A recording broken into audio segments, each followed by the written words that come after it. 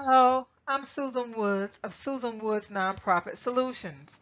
Thank you very much for selecting this video message entitled Get Your 501c3 Nonprofit Status Back. This video message is created specifically for people who have lost their 501c3 status due to not filing the appropriate Form 990 information return for 3 consecutive years. So again, the title of this video presentation is Get Your 501c3 Nonprofit Status Back, and we're going to talk about the steps you can use to do that. A little bit about me before we jump right in. I am Susan Woods. I started my own nonprofit organization called Comprehensive Community-Based Solutions Incorporated in 2003. I provided 2 programs underneath that organization, one called Panorama Computer Learning. It was a program in which we traveled around our community and facilitated on-site Microsoft classes for displaced manufacturing workers to help them gain the skills they needed to get new jobs. We also had a program called the Emerging Leaders Mentorship Program for Black male youth, and it was a program in which we provided leadership development services for Black male youth between the ages of 10 and 18 years old. I provide consulting services in the nonprofit sector.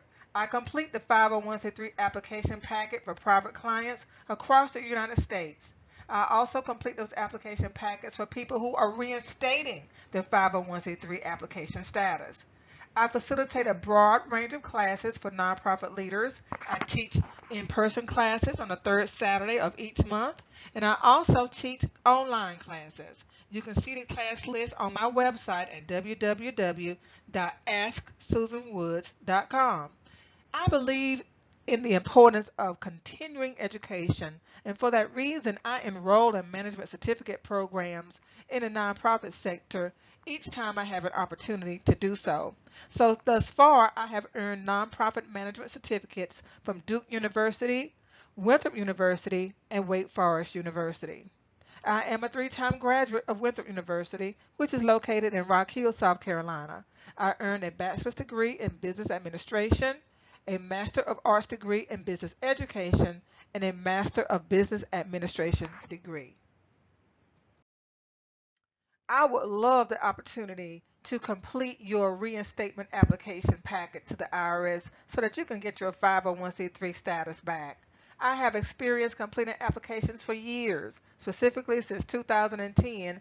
It's when I started completing application packets for people who are starting nonprofits from the beginning, and also for people who have lost their status and would like to get their status back. Thus far to this date, I have helped over 85 clients across the United States, and I have a 100% approval rating from the IRS. I'm happy to provide you with written recommendations and references for people that you can reach out to confirm the information that I'm sharing with you today. I schedule 1-hour consultations, 1-hour private consultations for people to talk to me about what's going on. Tell me what happened. How did you lose your status? There's no shame in it. Things happen. The important thing is let's get it back so you can continue providing community services. So during those 1-hour phone consultations, we talk about what happened and how we can get back on track. I provide a contractual agreement for you to read everything that I am going to do to help reinstatement application process. I send you a timeline so that you can track everything that I am doing. When I'm going to send you the bylaws, when I'm going to send you the narrative, description of activities, when I'm going to send you the financial data report, and also when I would like to have feedback from you. All of that will be sent to you in an application completion timeline. I adhere to a 15 business day turnaround time. Now, of course, that is contingent upon your availability to answer questions that I may have along the way. But that is my commitment to you, 15 business day turnaround time. I partner with you to complete documents. And what that means is when I complete a document, I will send you the draft of that document to get your input, to tell me what you think, what things you might need change, and so forth. I send that information to you. I am willing to complete 3 drafts of one document or 3 drafts of each document until you are happy with the changes. So that's 3 drafts of each document that's in the packet. I answer all follow-up questions from the IRS. So let's say that we complete your application packet. You send it to the IRS with the $600 processing fee, and the IRS has some questions for you. Maybe they are requesting clarifications on something that's in the packet. You don't have to worry about answering those questions. I'm going to answer those questions for you. All you have to do is give me permission to answer the questions, and then I will call the IRS on your behalf and answer whatever questions they have at no charge. As a bonus, I also complete the Secretary of State applications. Now, if you are reinstating your 501c3 status, more than likely you won't need this service, but there are times when people have not only allowed their 501c3 federal status to be revoked, but they've also lost their state level status. So I will go back and I will complete the Secretary of State application for you if you need that. And my fee for doing all of these things I just explained is only $1,000. That's it. And it's a lot of work that's included in this process for $1,000. So that's why I'm inviting you to just set up some time. All you have to do is go to my website, www.asksusanwoods.com, click on the schedule consultation link, schedule some time with me so we can talk about what happened and how we can get your 501c3 status reinstated.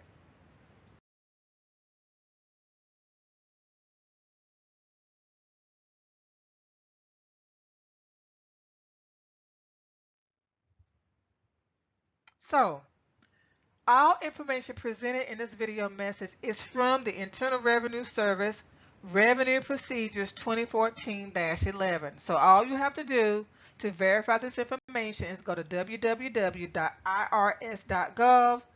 In the search field, type in Revenue Procedures 2014-11, and you will see everything that I'm sharing with you today. Now, of course, I'm sharing it with you in a form that I have created to make it easy to follow. And I really put a lot of time and effort in diluting the information to be in an easy to understand format. Let's talk about what happens. The IRS automatically revokes 501c3 status if an organization fails to file the appropriate Form 990 annual information returns for 3 consecutive years.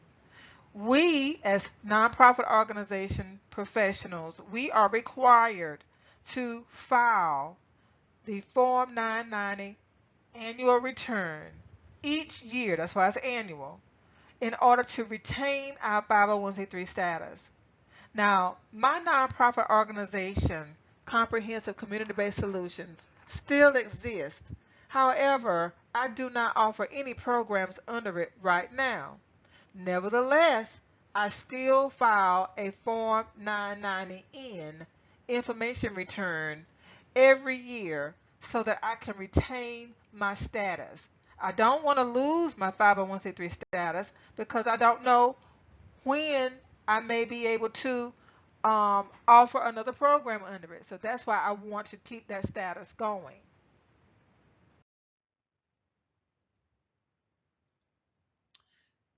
Let's talk about the revocation list.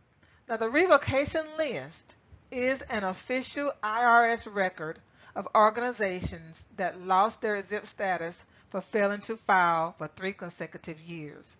This revocation list is located on the irs.gov website.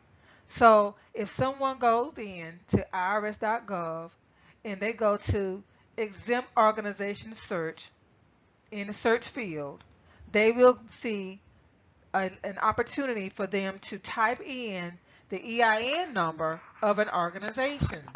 Once they type in the EIN number, if that organization has been revoked, that organization's name will appear on the revocation list. So again, the revocation list is an official record of organizations that lost their exempt status for failing to file for 3 consecutive years. If you just want to see how many organizations have been revoked for whatever reason, you can just ask for the list. You can download the list and you will see that there are thousands, literally thousands of organizations on the list that have been revoked. An automatically revoked organization whose exempt status is reinstated remains on the list forever with the reinstatement date. Now, what this means is, let's say that you do go through the process to get your organization reinstated, and the IRS approved your reinstatement application. You need to know though that that revocation date will still be on your record. It's going to be on the list forever. The good news is there will also be a reinstatement date listed beside the revocation date. Now, the only little concern I have about that is when people are investigating organizations to invest in and they see that that organization has been revoked in the past, they may have some concerns about investing their money in that organization because the revocation doesn't state specifically what happened. So just know that. It's important for you to know that if your organization has been revoked, the revocation date is not going to go away. It's going to be there, but it will also have a reinstatement date. So just be prepared to explain what happened to potential investors. There are 4 options to reinstate your 501c3 nonprofit status. 4 options are available for you to use. You just choose the one that's best for you. So, 4 options to reinstate 501c3 status. Option 1 is called a Streamline retroactive reinstatement process. Option 2 is called retroactive reinstatement process within 15 months. Option 3 is called retroactive reinstatement process after 15 months. Option 4 is called postmark date process. And we're going to talk about each one of these very briefly. Before we talk about the options though, I want to talk about the Form 990 types. Remember I mentioned that it makes a difference regarding the type of 990 information return that you submit, or you might remember me saying that we have to submit the appropriate Form 990 information return every year annually. Well, what types of Form 990 information returns are there? Well, I'm glad you asked. The first type is a Form 990. If your gross receipts meaning money that you receive from grants, donations, fundraising, selling items, admission fees, tuition fees, whatever money you get, gross receipts are represented here. So if your gross receipts are $200,000 or more and your assets are $500,000 or more, then you need to file the Form 990 information return. The Form 990-EZ stipulates if your gross receipts are between $50,000 and $199,999 and your assets are less than $500,000, then you can file the Form 990-EZ. The Form 990-N stipulates that if your gross receipts are between $0 and $49,999 and your assets are not applicable, don't even worry about it, then you can do the Form 990-N. Now, when I say not worry about the assets, I mean clearly they are less than $500,000, so don't even worry about that.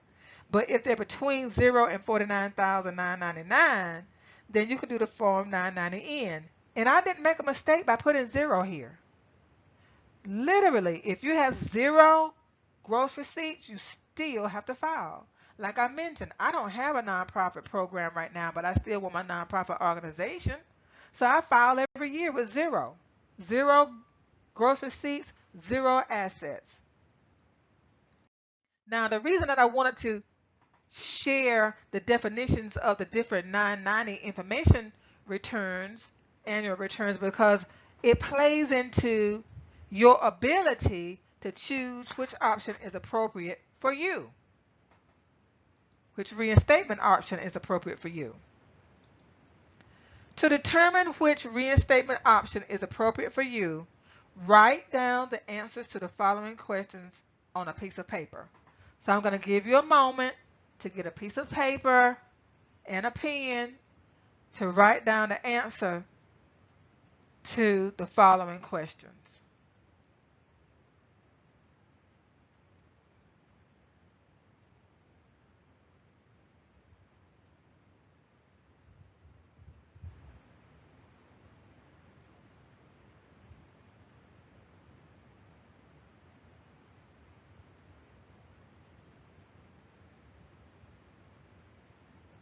Okay. What is the current date? What is today's date? Write that down, please. What is your official incorporation date? When was your organization originally incorporated by the Secretary of State's office in the state in which you operate? What is the date on the revocation letter you received?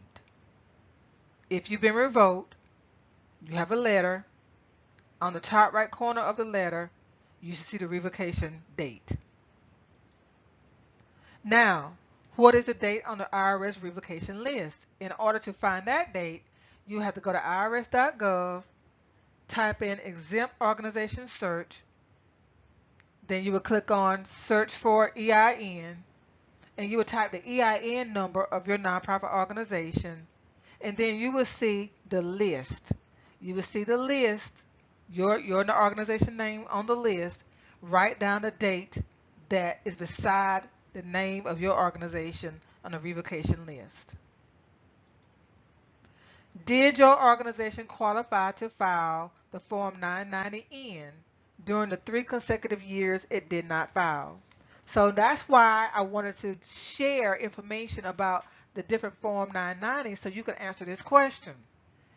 The Form 990N, remember, is the one that you file if your revenues were between $0 and $49,999 and you didn't have any assets. So the question is, during those 3 years that you missed filing, did your organization qualify to file the Form 990 during that time frame? Write yes or no. The last question, did your organization qualify to file the Form 990EZ during the 3 years it did not file? Remember, the 990EZ is the one that stipulated if your gross receipts was between $50,000 and $199,999 and your assets were less than $500,000. That's the one. If your assets were less than $500,000 and your revenues or your receipts were between $50,000 and $199,999, then you would write yes. So just answer those questions as they pertain to your organization. I'll give you a moment to make sure that you answered all of them.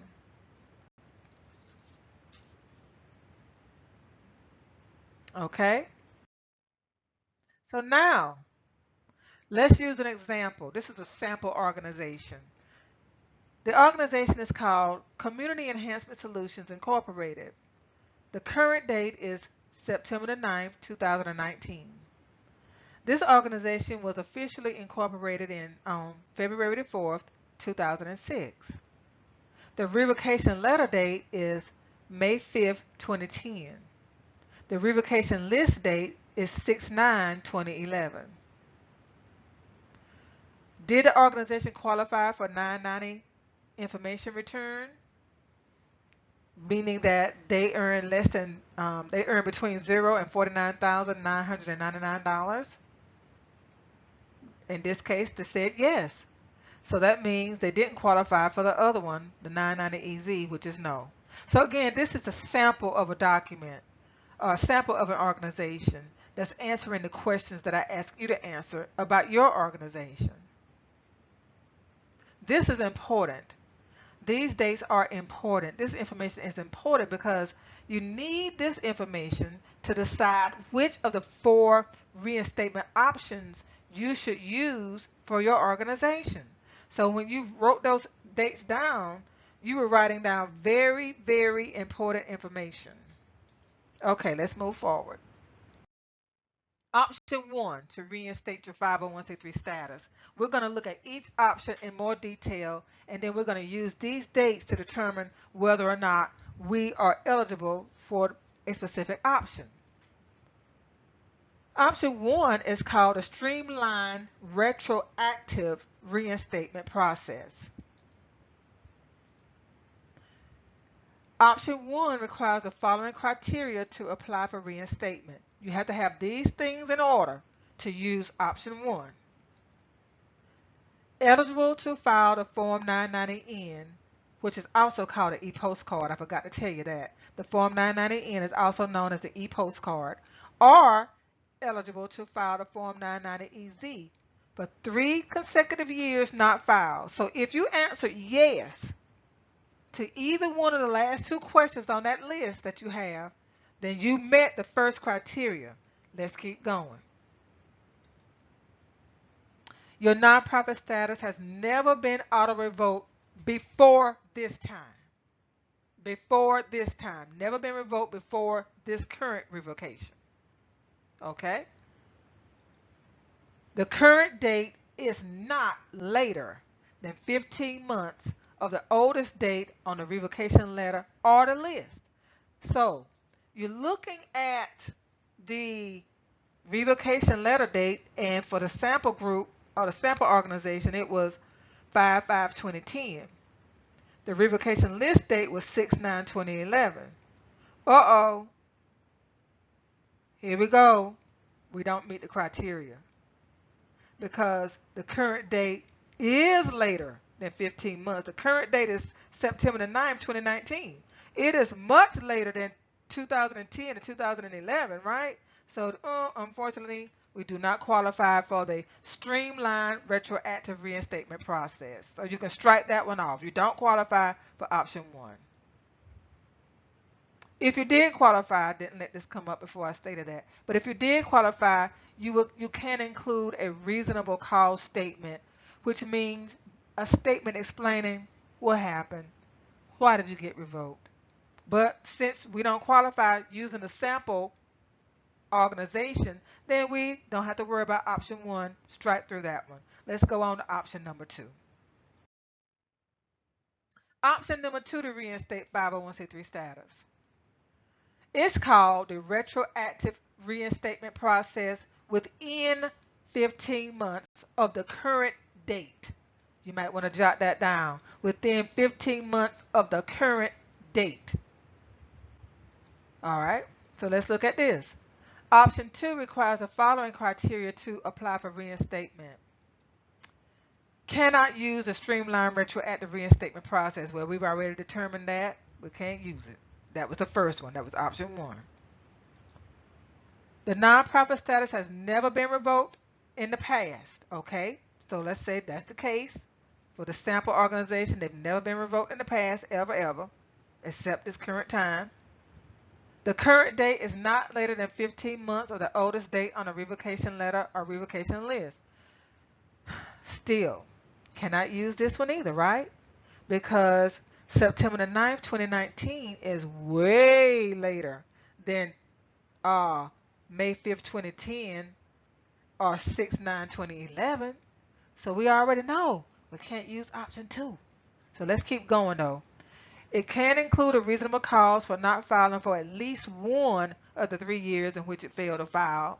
If you qualify for this one, you would put a reasonable cause statement for at least one of the years that you didn't file, explaining why didn't you do it. Can include a confirmation statement that required annual returns for 3 consecutive years and for any other missed years were sent to the appropriate IRS address provided in paper formats up to the postmark date of the reinstatement application. Good grief, what is all this saying? All this is saying is that if you qualify for option 2, that means you will include a confirmation statement saying that all of your returns for the 3 consecutive years and for any other years you may have missed have been sent, were sent to the appropriate IRS address already in paper format up to the postmark date of this reinstatement application. So you're saying, I am confirming in this statement that you, IRS, already have all of my returns, my 990 appropriate 990 information returns, all of them since I've been in existence have been sent to the appropriate IRS address up to this date of the letter that you're writing. So these are the requirements that you will have to pass in order to use option 2 to reinstate your status. All right, well, we know based on our sample, we don't qualify for this because the date is way past 15 months. So let's keep going. Option 3. Option 3 to reinstate status. It's called retroactive reinstatement process after 15 months. After 15 months of the current date. So what does that mean? You can't use the Streamline. We know that. Your nonprofit status has never been revoked in the past. Okay, good. We know that for the sample. Current date is after 15 months of the oldest date on the revocation letter or revocation list. Yes, yes, yes, yes. You can use this option because September the 9th, 2019 is after the oldest date on the letter, which is 5/5/2010, and it is after the oldest date on the revocation list, which is June 9th, 2011. So far, so good. Let's keep going. You can include a reasonable cause for not filing for all 3 years in which you fail to file. So in this one, if you use option 3, you're going to have to include a reasonable cause statement for all 3 years that you fail to file, saying year this one, year A, year B, year C. These are the reasons why I didn't file for each one of these years. You will also have to include a confirmation statement that says all required annual returns were sent to the appropriate address up to this current date in which I'm typing this letter, which I'm creating this letter. Same thing as the other one. So if you meet all of these criteria listed here, which our sample organization does, then you can use option 3 to reinstate your status. So this is the option. This is the option that the sample organization we've been looking at can use. But there's one more option, option 4. Option 4 to reinstate 501c3 status says it's called postmark date reinstatement process. Postmark date reinstatement process. And what does that mean? If your organization is not seeking retroactive reinstatement of your 501c3 status, then you apply using the postmark date of your reinstatement application as the effective date of your new 501c3 status. Option 4 is for people who are saying, look, I want to move forward. I don't want to go backwards and gather all of this information and all of the requirements that's needed and all of that. I just want to move forward from this current date. Just a clean slate. Let's just move forward so that I don't have to find all of these financial returns, all of these Form 90 information reports, all of this reasonable cause stuff. I don't have to do any of that. I just want to move forward. I'm fine that my new date, that my effective date will, you were saying that you are fine to have the whatever date your file is approved as the effective date of your organization. You don't have this sense of I have got to keep my original date. Some people go through the retroactive process because they have sentimental value attached to that original incorporation date. That's all it's about. When you go retroactive, you say, I want my original date on my new letter. I want my original incorporation date on my new reinstatement letter. I don't want a new date. I feel I have sentimental value to this date. I need it. My father started this nonprofit in 1965, and so I want my reinstatement letter to have 1965 as the date on it. So therefore, I'm willing to go through whatever it takes to do the retroactive application to get my father's 1965 date on this reinstatement letter. That's all it is. That's the only reason. There's nothing else. No other purpose than that sentimental value attached to the original date. If you don't have that sentimental value attached to the original date, then look, use the postmark date.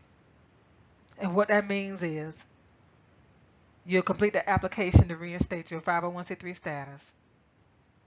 When the IRS approves it, the date on your reinstatement letter will be the date that they approved it. That's it. And most people go with that process. Most people say that is fine with me. Let's move forward with this one. I don't want to have to go through all of the records and finding all of the stuff. You know, our organization has changed hands over the years. I don't even know where the information is. So I just rather move forward. That's fine. Use option 4. You get the same privileges with option 4 that you will get with option 1, 2, or 3. If you're ready to move forward and you want to hire me to complete your IRS reinstatement application for your nonprofit organization, please visit www.asksusanwoods.com and select the reserve consultation link to schedule a private phone consultation so we can talk, so we can get going, so we can get everything moving along, so that you can start back offering your community services. Because you know, if you're offering them now, and you don't have a status and you're receiving money, you know that's fraud, right? We don't want to get caught up in anything illegal. So go ahead and schedule an appointment with me to talk about next steps so that I can complete your application for you so that you can get reinstated. Again, I'm Susan Woods. We're honored to do the work for you. So let's talk about fees. Option 1, the Streamline retroactive reinstatement process. Option 2, the retroactive reinstatement process within 15 months. Option 3, retroactive reinstatement process after 15 months. Option 4, postmark date process. For option 1, my fee is $1,000. Option 2, $1,500 because I have to get all of the back information, all of the annual returns for as far back as your organization has been in existence, if that's necessary. Same thing for option 3. Option 4 is $1,000. So again, just give me a call. My number is here, 704-968-2769, or you can schedule an appointment on my website, asksusanwoods.com. I would love to talk to you about getting your nonprofit status reinstated. Again, here are my credentials. I've already talked to you about those. So let's go ahead and get this thing done. Let's go ahead and get started. The sooner we get started, the better, because the IRS asks for 6 months to process an application packet. So let's go ahead. Let's do this. Let's get back your 501c3 nonprofit status. Thank you so much for selecting this video message. I realize you could have gone to so many others, thousands of other people who are talking about 501c3 nonprofit organizations and how to structure them and so many different things about them on YouTube. You could have kept going, but you stopped. And I thank you for that. I don't take it for granted. I look forward to talking with you soon. I'm Susan Woods of Susan Woods Nonprofit Solutions. Thank you, and you enjoy the rest of your day.